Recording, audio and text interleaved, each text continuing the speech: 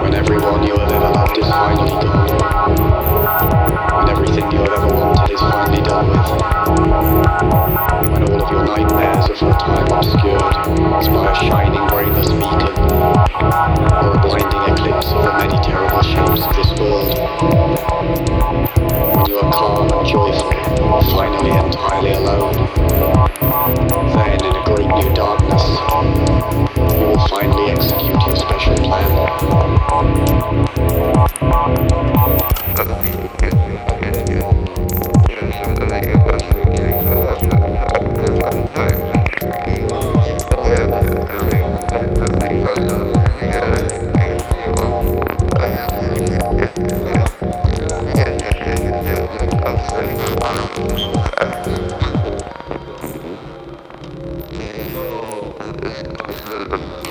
One needs to have a plan, someone said, who was turned away into the shadows, and who I had believed was sleeping or dead.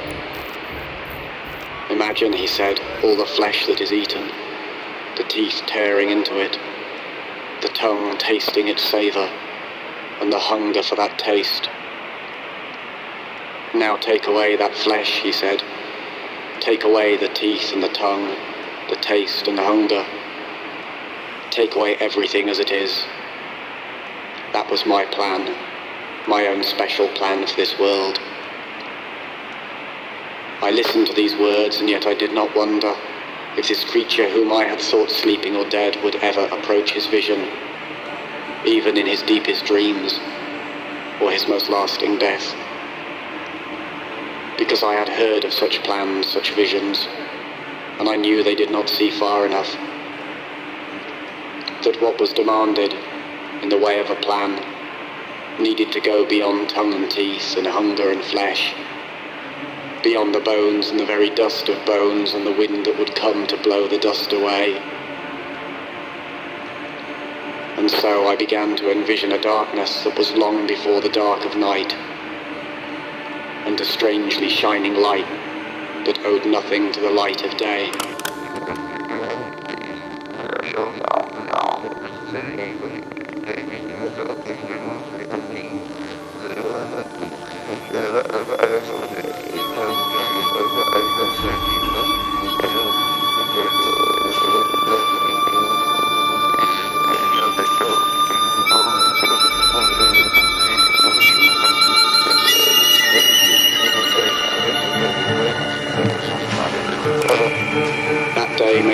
like other days. Once more we feel the tiny-legged trepidations. Once more we are mangled by a great grinding fear. But that day will have no others after. No more worlds like this will follow. Because I have a plan. A very special plan. No more worlds like this. No more days like that.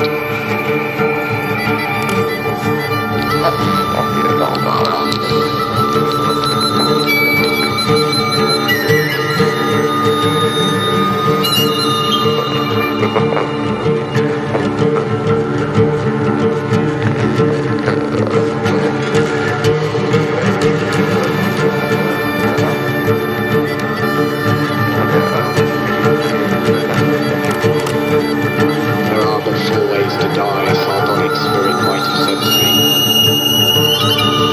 There is dying that occurs relatively suddenly. There is dying that occurs relatively gradually. There is dying that occurs relatively painlessly. There is the death that is full of pain. Thus, by various means they are combined, the sudden and the gradual, the painless and the painful, to yield but four ways to die. And there are no others. Even after the voice stopped speaking, I listened for it to speak again.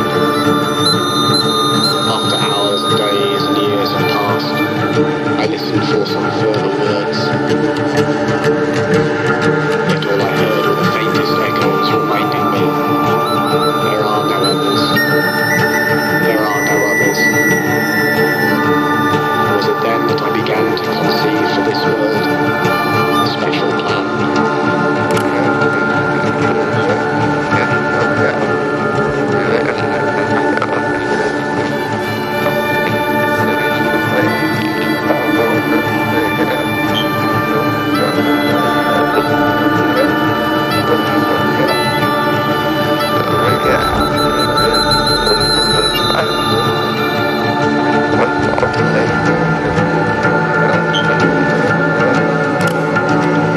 There are no means for escaping this world. It penetrates even into your sleep and is its substance. You are caught in your own dreaming where there is no space, and are held forever where there is no time. You can do nothing you are not told to do.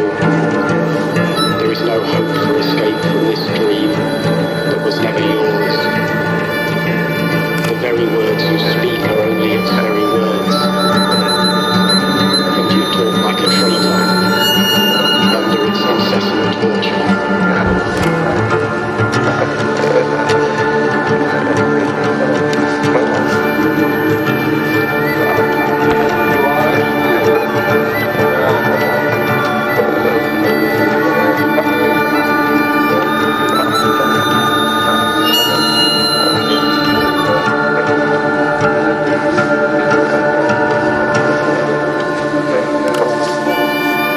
There are many who have designs upon this world and dream of wild and vast reformations.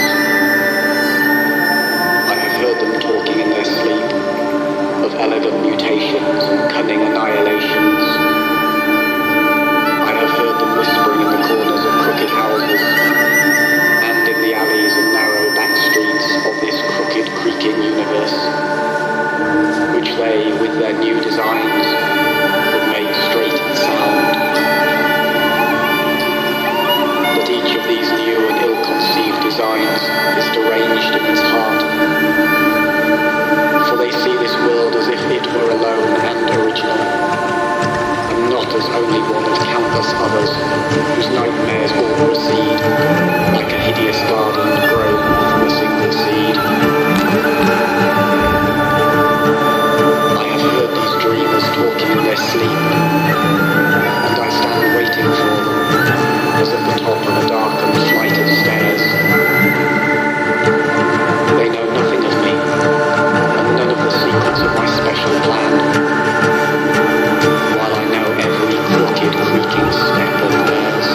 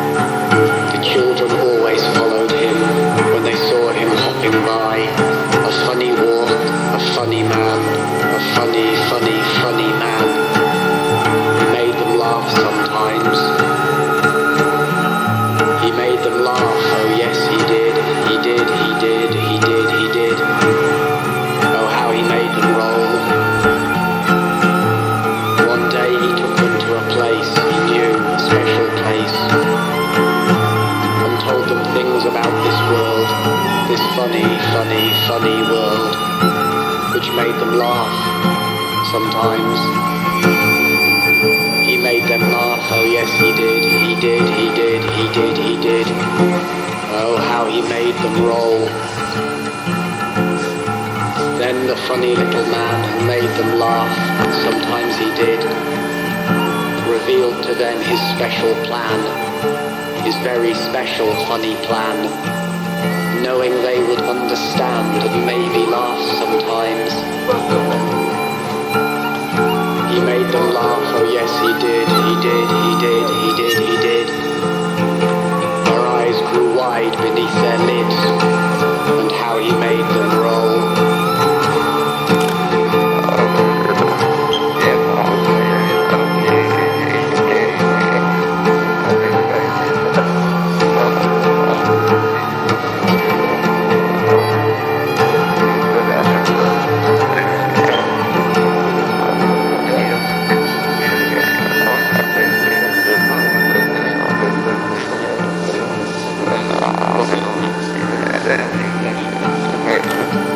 I first learned the facts from a lunatic in a dark and quiet room that smelled of stale time and space.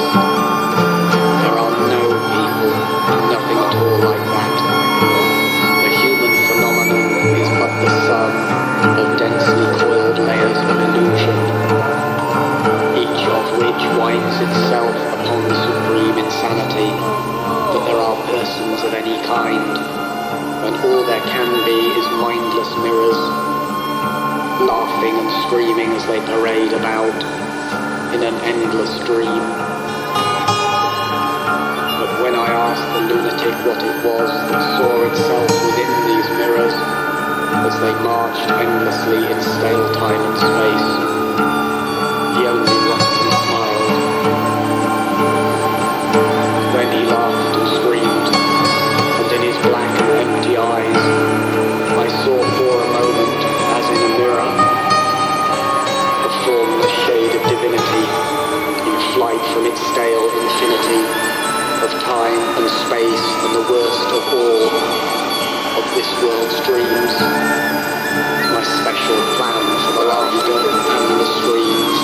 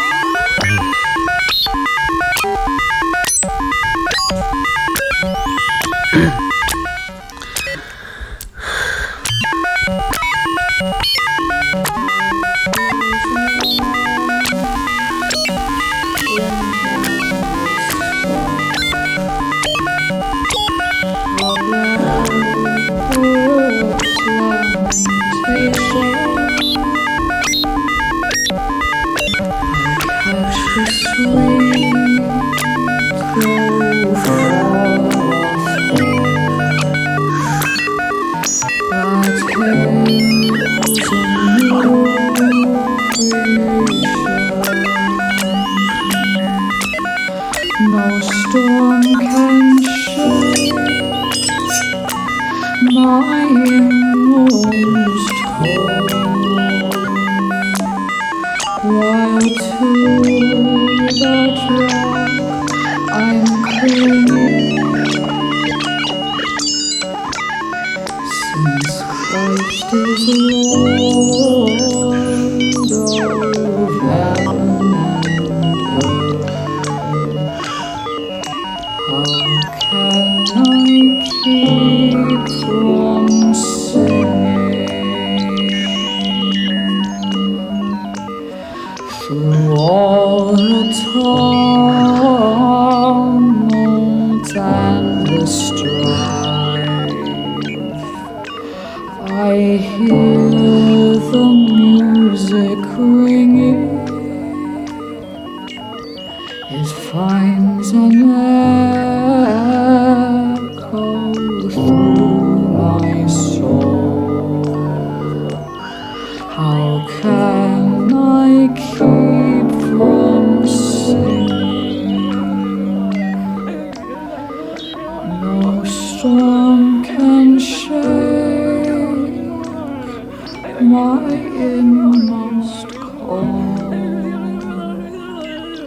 while to that rock I'm clinging, since Christ is Lord of heaven and earth.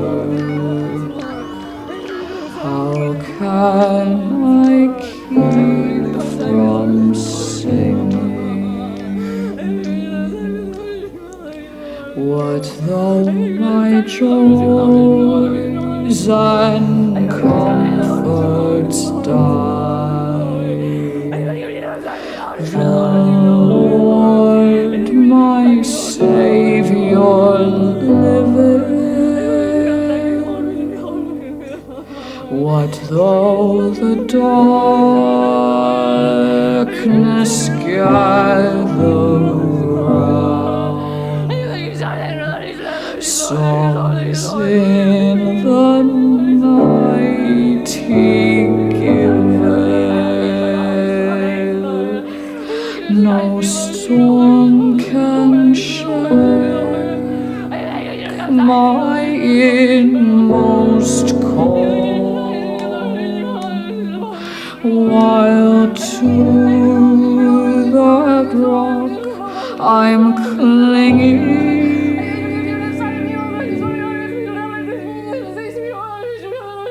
since Christ is Lord of heaven and earth. How can I keep from singing?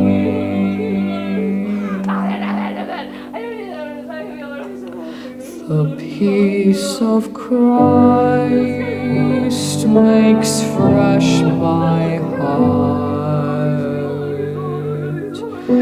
a fountain ever springing.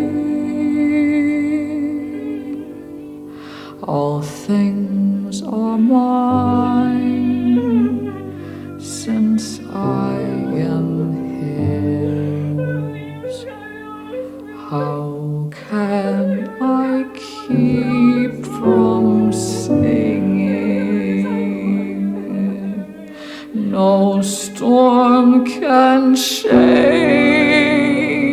my inmost core, while to that rock I'm clinging. Since Christ is Lord of heaven and earth, how can I keep from singing?